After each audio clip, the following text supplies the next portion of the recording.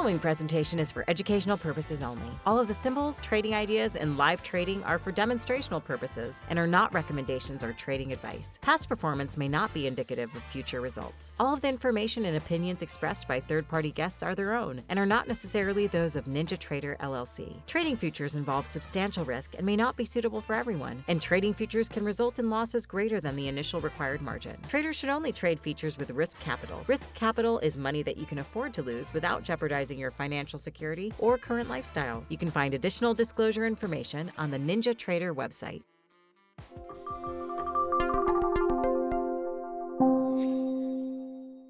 And welcome back to NinjaTrader Live. I'll be your host for this segment. My name is Tom Schneider, CMT with NinjaTrader, and this segment is called Technical Analysis Explained, where we take a look at a concept or a study and do a little bit of a deeper dive so you can understand why, what drives the concept, what drives the indicator, and why it might be useful in your trading.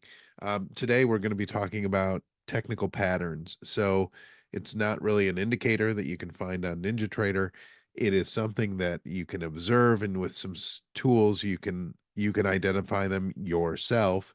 But I want to go through some of these common indicators because it's easier to see them than I think to understand why they work. So we talk about head and shoulders. We talk about cup and handle. Those are easy in our minds to envision, right? Because they have very real world implications. Double top, triple top, the same thing. We understand those concepts, but what's going on behind those? So let's start with the double top or the double bottom. And that's about the simplest pattern that we can look at. And I've tried to identify some charts that have these examples. They're not always easy to find. You're not going to find them all the time.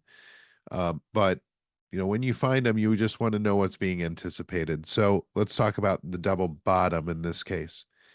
So the double bottom is a pattern where it suggests exactly that, a double bottom where the market that I'm looking at in this case, October crude, tests an area and gets supported, right? Buyers come in and sellers are no longer willing to sell at that price.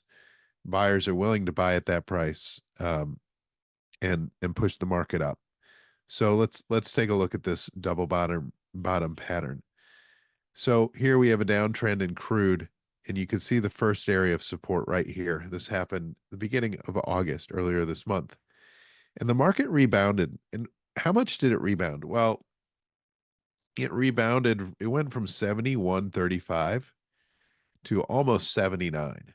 That's over 10% move. And that's good. Like in the double bottom pattern, we want to see a rebound of, let's say, 10% to be a good pattern. When we talk about good pattern, we're talking about predictability, and nothing is 100%. We should always remember that past performance does not indicate future results, but there are probabilities associated with his patterns. So when we see a bottom form, support formed, and then a reversal, if that reversal is somewhat substantial, in this case, it's a 10% increase, and then an abrupt turnaround, I'm waiting for this area to be tested. This is a target. This becomes a target.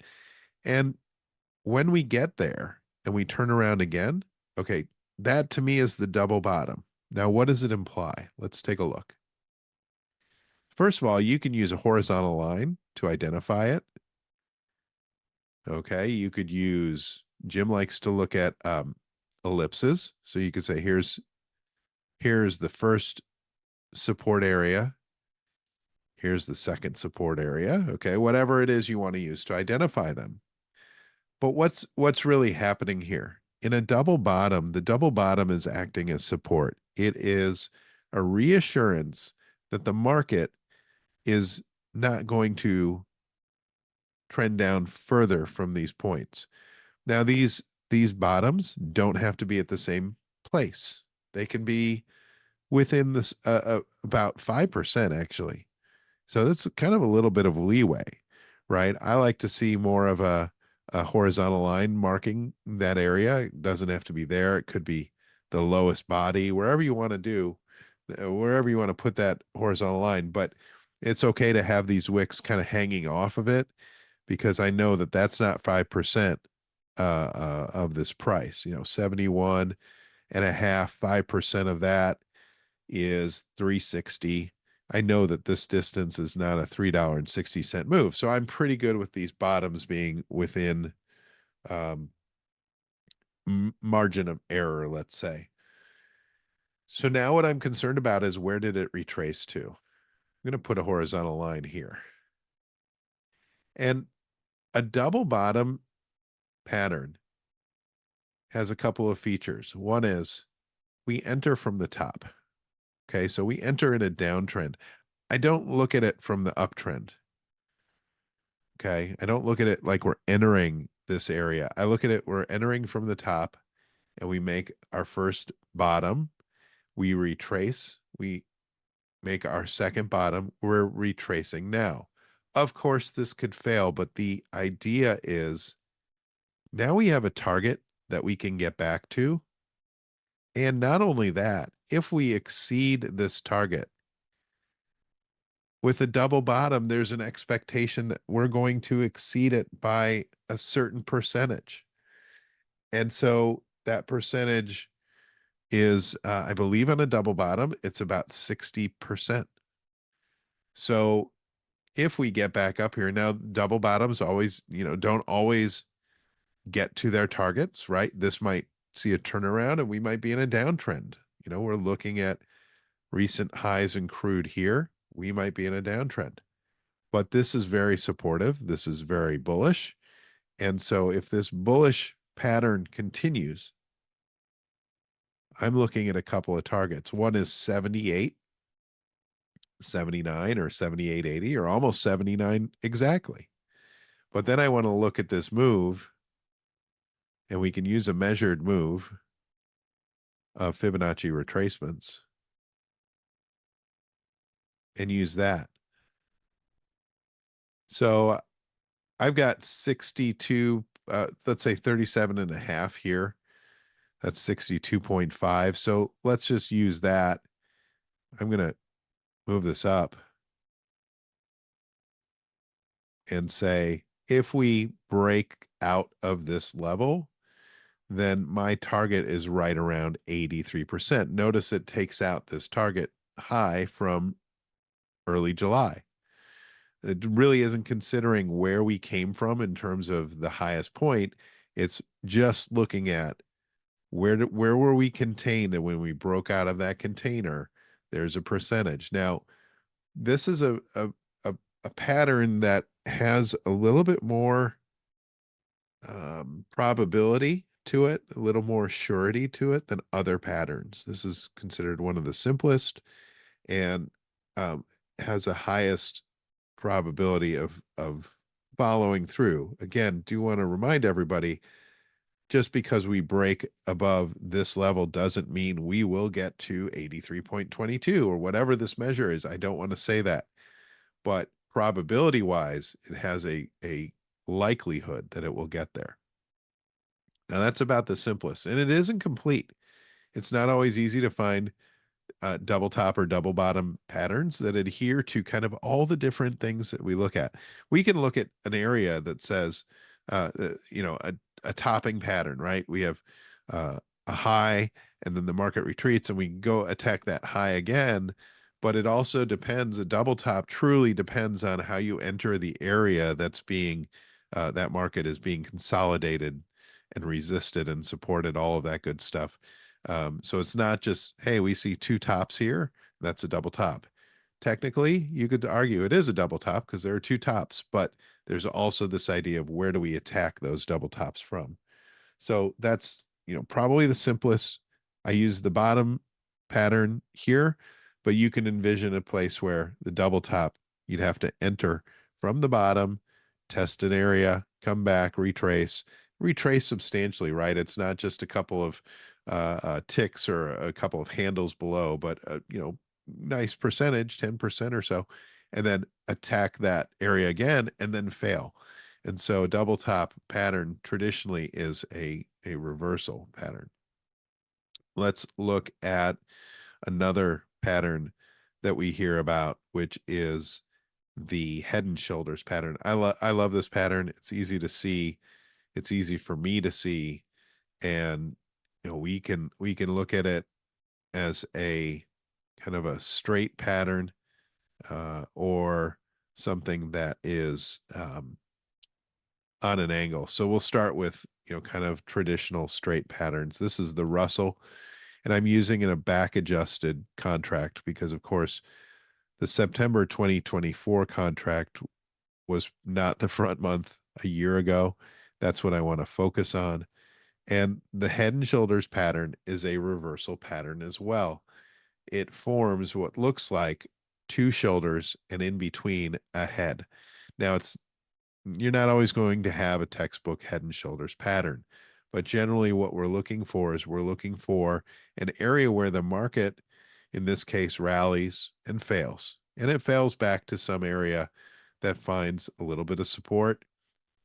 And then we rally again, but we exceed the shoulder, and we can exceed that shoulder by about twice as much, twice the height of the shoulder or more. And what am I comparing? I'm comparing the high on the shoulder right here, and then to some neckline. We'll get back to that in a moment. But then the height of the head from that neckline. So, that's probably more than two times the height of the shoulder. And it fails again. What's happening here is the market just doesn't have enough energy to get this above, continue an uptrend. We try it once, we fail. We give it a better try again, and we fail hard again, and we come all the way back down to that neckline. Like, that is depressing. We get another shoulder, and it's in the area of the same height. The height of this second shoulder is in the area of the height of the first shoulder. It can be a little higher, it can be a little lower, but the concept is the same. We give it another try to go bullish, and it fails again. Third fails the charm. And then the idea is, well, we're going to break down. So let's just take a look. You can mark this. There's a path tool, which is pretty nice. I don't have a drawing tool that's like a pen, but you got a shoulder here, a head here, and another shoulder. Okay, so again, not perfect, but good enough for what we're trying to do. Here, it looks like there's a neckline, right? Where all of these advances start. So I'm going to find a horizontal line, and we're going to just eyeball it. Doesn't have to be perfect, because you're looking at this. This is a daily chart, and this took last year. It started in June, and it finally broke through in September. This is a 3-month pattern. So over 3 months, it's okay to be a little lax with the actual neckline, right? Because it's an area of support. It's going to indicate some measured move. Well, what is that measured move? I'm going to ignore the top of this drawing tool because that was just me freewheeling it. I'm going to look at the highest point of the head and measure that distance to the neckline. So you can use the ruler. That's actually not a bad idea. And you could say, here's the high of the day, and here's the neckline. It's 167 index points. It's 167 off the Russell, that move. So that neckline to the top most part of this pattern, 167. So what I'm going to do is I'm going to take that neckline value. It's about 1934, and I'm going to subtract 167. And what we'll get is about 1767. Okay. 1767 is our target according to this pattern.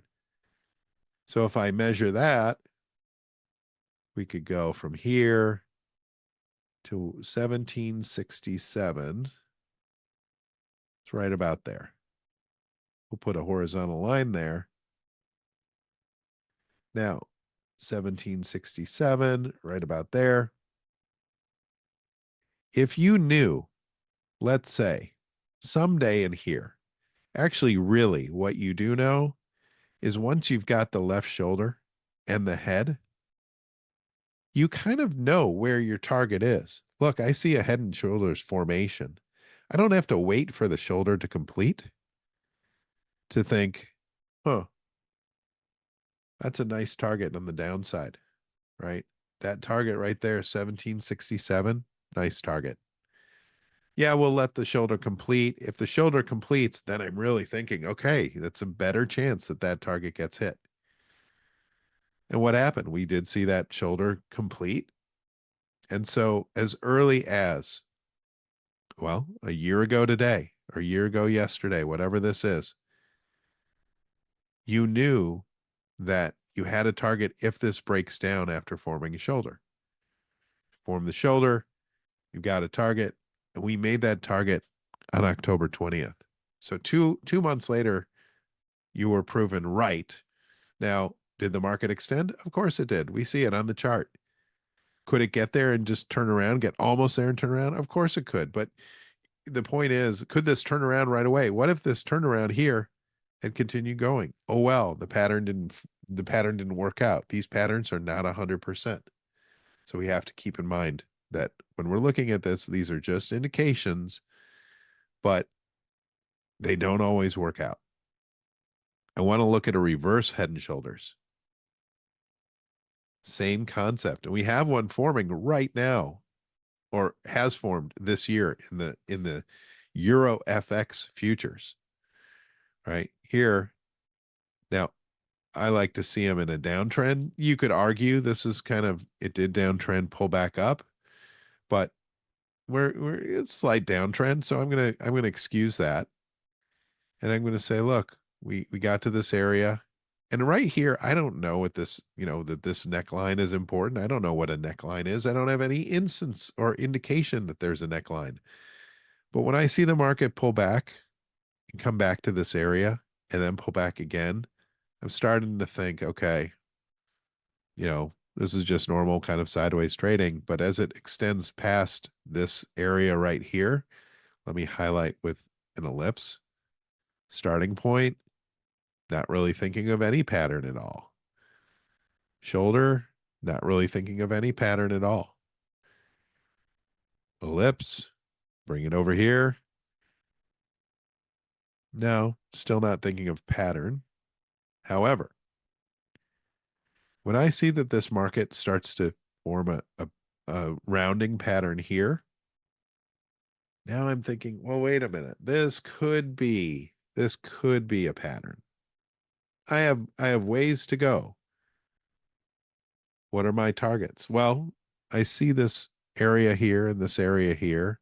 And if I were to connect them with a line, like a ray, something like that, and it's loosely fitting, okay.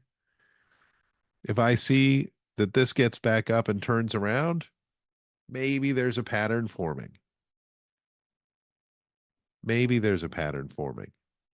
And I'm not really seriously thinking about it until it happens, right? I'm not thinking about targets. I'm not thinking about direction. I'm just thinking, well, maybe this could happen. What happens? It reverses. And where does it go? Now I'm thinking like, look, wow, I see a shoulder and a head. Where's the next shoulder going to be? Well, my mind, I'm thinking if we get back down to this level, we have a possibility of having a reverse head and shoulders. Now it did extend. Okay, well, this shoulder didn't get formed right away. Oh well, maybe we're gonna just reverse down. But what happened? We turned around, we got to that neckline. Wow, I see a head and shoulders pattern. So you got your reverse head and shoulders. What do we do? Let's get out the tape measure, right? I'm just going to use an arrow. This is another way I like to do this. If you find the arrow line, go to the low, somewhere around there, go to the neckline. Even if the neckline is not particularly horizontal, it's a little bit sloped, that's okay. I'm going to copy it and paste it and then just drag it. And this, when you have a sloped trend line, it really does matter where you break out. So a horizontal line, it doesn't matter because the measured move is going to be added to that horizontal line in this case. But because it is sloped, it does matter where it breaks out because that value it's added to is a little higher. So according to this head and shoulders pattern, it's indicating something like one spot 12,375. I mean, we're almost there, and it didn't take long to get there. We think of pattern lengths again. Where did we start in May? Where did we finish in August? Almost 3 months. This took less than a month to get what, 90% of the way there. So we have this target in mind. Yes, it's okay to come back and fail, right? It doesn't have to be a strict breakout. But when it did break out decisively, finally it closed above. We saw another close, a little bit of struggle, and then resumption. Then I'm thinking, okay, game on. If you're bullish Euro FX, this is what this pattern is indicated. It could get there. It might not get there. If it got 90% of the way, I feel pretty good. If it extends past, that could be gravy, depending on what you do at this target level. So that's the reverse head and shoulders. I do want to go through 3 more that we talk about. Cup and handle. This is a long-term chart. This should be. Do I have the right chart up? Yes, this is a monthly chart.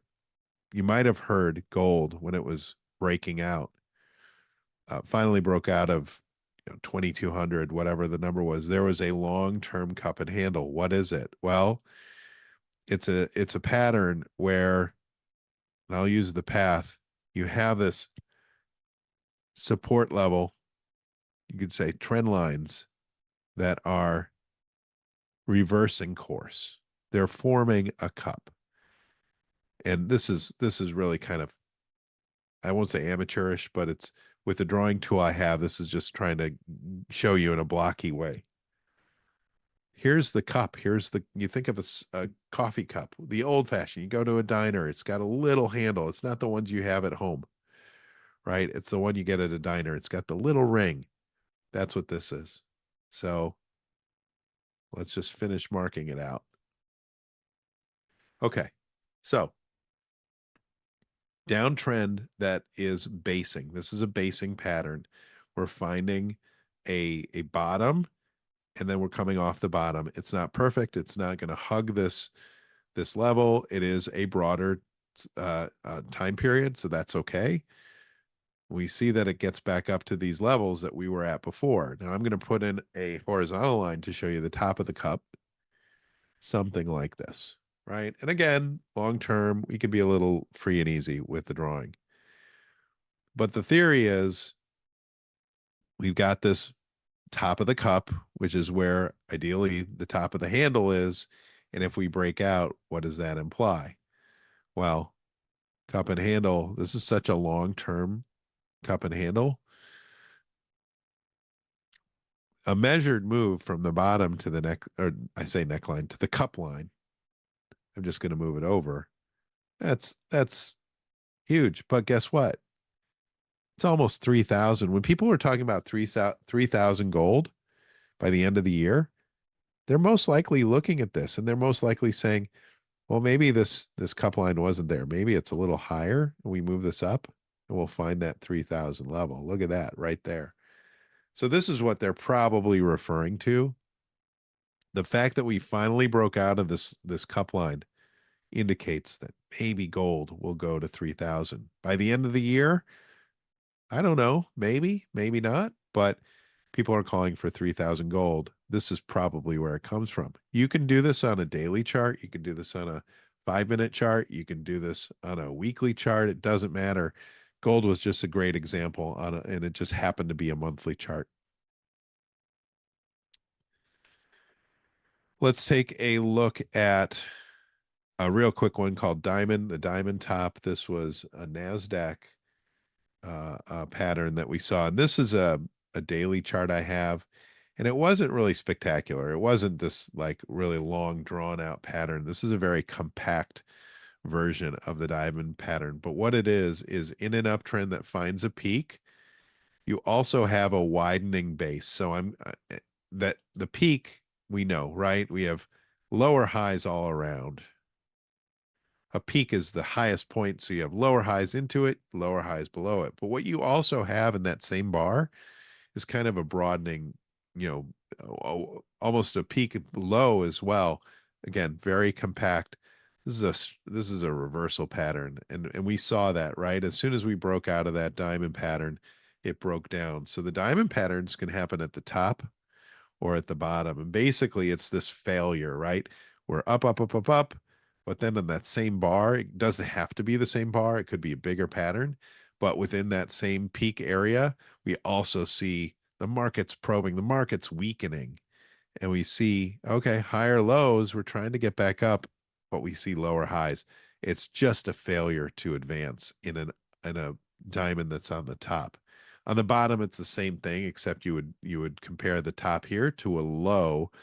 It just can't get any lower, and it's a reversal pattern. So that's a diamond pattern there. I don't know of any predictive measures. You might use the top and the bottom of the diamond, but that's such a small one, and it was quickly taken out. It just tells me like this is a topping pattern. You know, Steve Rhodes we had on Wednesday talks about topping patterns. This is one that isn't, you know, a simple 1 or 2 bar topping pattern. It can take a while, but it's very evident when you see, hey, we're making a top, but also we're making a really interesting low. Yeah, it's recovering, but it's just weakening in strength and we turn around. There's no momentum indicator that says this is a bottom. There's no volatility indicator really. It's just, hey, I can see this on the chart. This is wonky. Let's wait for the reversal, and we got it. Last one, triangles. Okay. Ascending and descending triangles. We talk about them on the show. Jim noticed one today. I don't think this was it, but I'm going to use this in a very quick example. Let's say I'm using a horizontal line just to show you, you know, where I see there might be an ascending triangle. But the triangle is ascending because when I draw the lows, when I connect the lows are getting higher and it's trending up. We'll see when I draw the lows. And I'm doing this, it's a little exaggerated, but you see an area where there's resistance kind of steady, right? We we test it here, we turned around, we test it again, we test it again. So we kind of have this level that's like, hey, this price, we're not going above. Well, prices, low prices, they're on the move. They're upward. That's bullish, right? So you have a bullish force meeting a resistant kind of stonewall force. And what it implies is, first of all, eventually we have to break out, right? Because you see these lines switch places. One's on top, one's on bottom, and then eventually they switch. The question is, where do they break out? If they break out to the upside, they're likely to break out to the upside about 3/4 of the time. And when they do, you can take that measured move and you can say, well, here's my measured move using the arrow. And where is the arrow? Right here. We're going to move this up, up, up, and copy and pull. And because we have a horizontal line, we can just add it. Okay. Some people will say, oh, maybe it's 75% of that or 80% of that, but you get an area, right? 118. And we're looking at the 10-year notes. If it breaks down, the breakdown happens a quarter of the time, right? Or maybe less than a quarter of the time. Sometimes it just goes sideways. So, and if it does that, you've got a measured move. I don't know what the percentage is, but it's a little bit less of a percentage. So an ascending triangle is bullish, but it doesn't always break out bullish. Sometimes it breaks down, it fails. And when it does, we don't have as much of a measured move to the downside. So we're talking about 3/4 of the time it will break out to the upside, and about a quarter of the time it'll break down.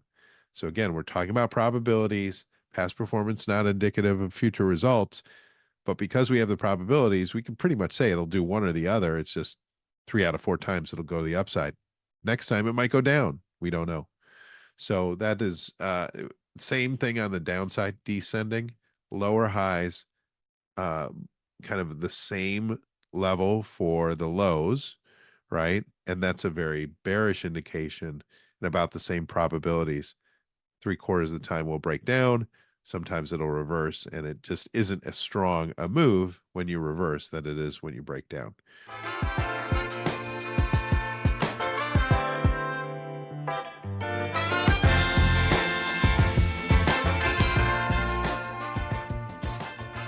All of the symbols, trading ideas, and live trading are for demonstrational purposes and are not recommendations or trading advice. Past performance may not be indicative of future results. All of the information and opinions expressed by third-party guests are their own and are not necessarily those of NinjaTrader LLC. Trading futures involve substantial risk and may not be suitable for everyone, and trading futures can result in losses greater than the initial required margin. Traders should only trade futures with risk capital. Risk capital is money that you can afford to lose without jeopardizing your financial security or current lifestyle. You can find additional disclosure information on the NinjaTrader website.